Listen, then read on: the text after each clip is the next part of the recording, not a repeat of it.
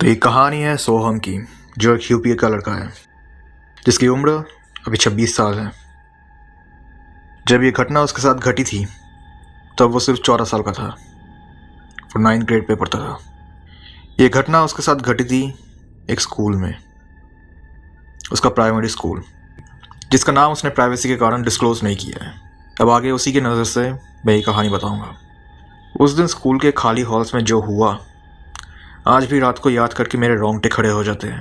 मैंने ये कभी नहीं सोचा था कि मुझसे इतनी बड़ी गलती हो जाएगी। उस दिन मैं अपने स्कूल में लेट तक रुक गया था। एक पुराना सरकारी स्कूल जो आज भी वहीं पे खड़ा है। बच्चे पढ़ने जाते हैं, स्कूल की छुट्टी होते ही वो अपने अपने घर चले जाते हैं। लेकिन उस दिन जो मुझसे गलती हुई थी उसका पछतावा मुझे आज तक होता है।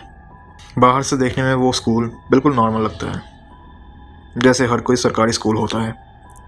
वही पीली दीवारें, पुरानी सीलिंग फैंस, लोहे के गेट्स, टूटे फूटे फ्लोर्स, जैसे कि नॉर्मल सरकारी स्कूल्स होते हैं।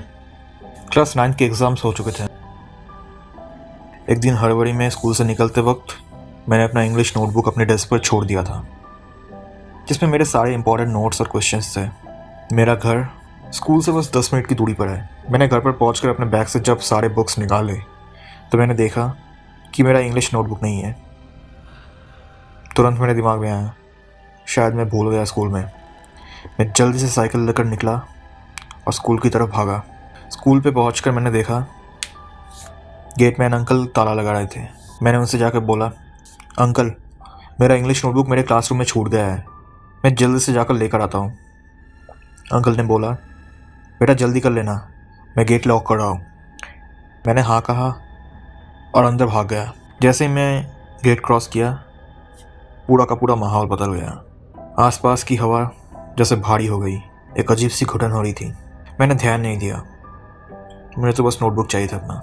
स्कूल का वो रोज़ का शोर, बच्चों की चीखें, टीचर्स की डांट, घंटे की आवाज़, सब गायब थी। सब घर जा चुके थे सिवाय मेरे और गेटमैन अंकल के। और बस एक भयंकर सन्नाटा, इतना सन्नाटा कि मुझे अपनी दिल की धड़कन खुद सुनाई दे रही थी। मैं 2nd फ्लोर तक गया। मेरा क्लासरूम 2nd फ्लोर के बिल्कुल अंत में है।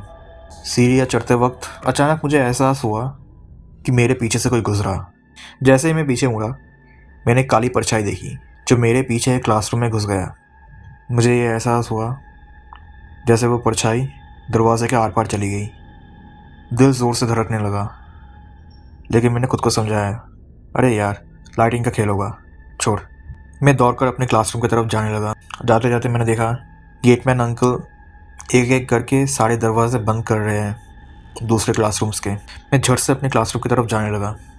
मेरा क्लासरूम खुला हुआ था। तब मैं गया और डेस्क से अपनी नोटबुक निकालने लगा, और तभी मुझे ऐसा लगा जैसे कि पुराने चप्पल में पैर घसीट के चल रहा हो और उसकी एक खर खर आवाज़ हो रही हो। मैं रुक गया। मैंने अपनी सांस रोक ली और पूरे ध्यान से सुनने लगा। फिर वही आवाज़ धीरे धीरे मेरी तरफ आ रही थी। पर गेटमैन अंकल वो तो अभी नीचे थे, गेट लगा रहे थे। ये 10 सेकंड में ऊपर तो नहीं आ सकते ना। मैंने एक झटके में पीछे मुड़ के अपने क्लासरूम के बाहर देखा। कोई नहीं था, बिल्कुल सन्नाटा। नोटबुक निकाल के मैं तेज़ी से नीचे उतरने लगा, लेकिन अब मुझे साफ महसूस हो रहा था कि जैसे कोई मेरे पीछे पीछे भाग रहा हो। जितनी तेज़ी से मैं चलता, जितनी तेज़ी से मैं दौड़ता, उतनी ही तेज़ी से वो मेरे पीछे भागता। मैं रुका, वो भी रुक गया।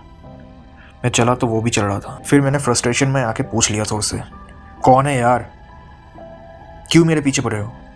सिर्फ मेरी आवाज़ ही वापस आई और फिर बिल्कुल सन्नाटा। तब तक शाम होने लगी थी।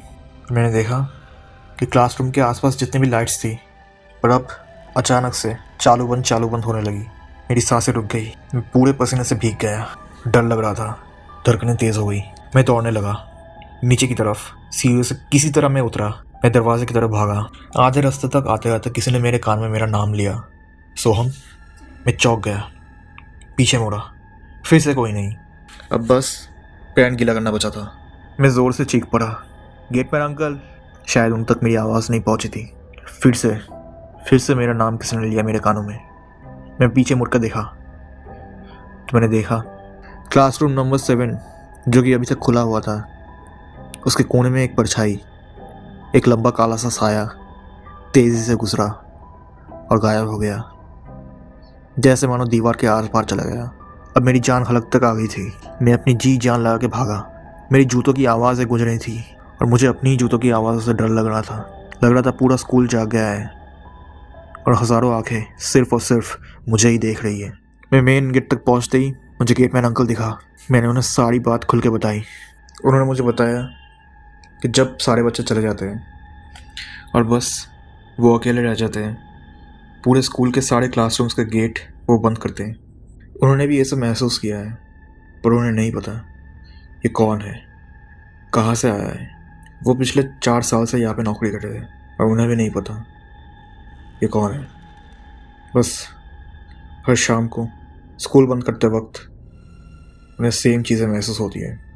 पर उन्होंने ये भी कहा कि ये जो को भी है कभी नुकसान नहीं पहुंचाता है, बस अपनी स्थिति महसूस करवाता है।